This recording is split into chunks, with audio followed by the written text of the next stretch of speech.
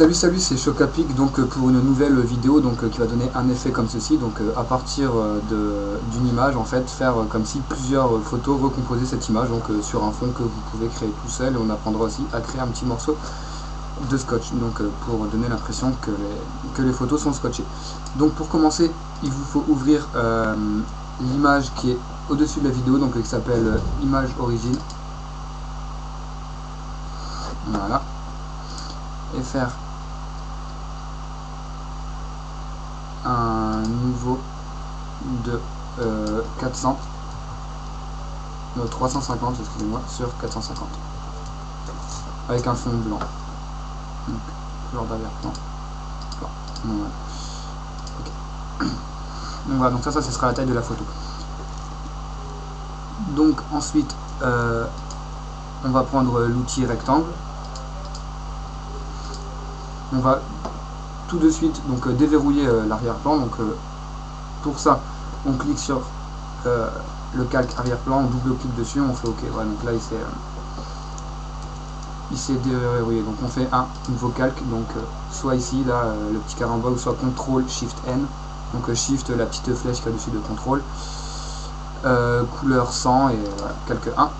Là, on va prendre l'outil de sélection. On va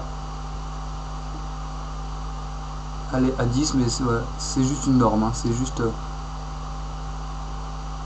Après on va agrandir tout ça.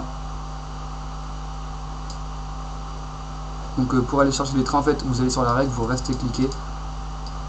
Vous allez le placer, 10, 90. Et en bas, on va prendre 60. De toute façon, après c'est pour l'agrandir, hein, c'est juste faire que ça soit bien cadré. Et ensuite, on va chercher. Si vous n'avez pas la règle, c'est CTRL R pour l'activer et vous la réglez en pourcent. Donc on va chercher l'outil de sélection rectangulaire et hop, voilà, la sélection elle s'ajuste en fait au niveau du quadrillage qu'on a fait et on la remplit noir.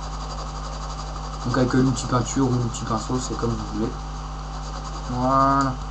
CTRL D pour désélectionner. Ensuite on va enlever les petites lignes. Vous retournez sur l'outil souris, vous allez sur la ligne et vous allez avoir une petite icône et ensuite vous les remettez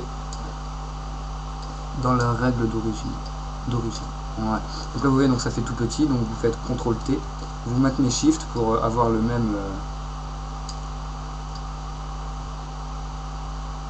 ensuite voilà, donc vous faites en sorte d'avoir à peu près la même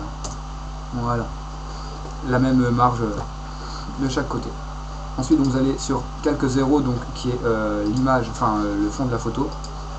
Vous allez sélectionner nouveau calque, CTRL Maj N, CTRL SHIFT N. Vous allez sur l'outil trait, vous le sélectionnez, vous faites un trait de 5 cm avec une couleur noire et vous allez faire les contours intérieurs de la photo. Hop, hop. Enfin tout en maintenant SHIFT pour faire des traits bien droits. Donc ça, ensuite vous cliquez, vous faites sur le calque forme 1, vous cliquez droit, vous faites pixeliser le calque, vous allez dans filtre, atténuation, flou gaussien, et vous allez mettre un flou gaussien de 5. Voilà, de 5 c'est plutôt pas mal. Et si jamais c'est mal centré, vous le recentrez. Voilà, donc là ça fait un petit effet en fait de la photo qui est courbée. Ensuite, encore un nouveau calque, encore l'outil trait, vous allez faire comme ceci, en dessous, hop, vous maintenez SHIFT toujours pour faire un trait droit, voilà, faire comme une sorte d'angle, et là vous faites CTRL F. Voilà, au pire vous le faites 2 fois pour bien le faire. Donc là vous pouvez fusionner tous les calques sauf le calque de la vignette noire, parce que le calque de la vignette noire après on va le supprimer. Donc vous sélectionnez les 3, vous allez sur calque 0, vous maintenez SHIFT, la petite flèche au-dessus de CTRL et vous cliquez sur forme 2.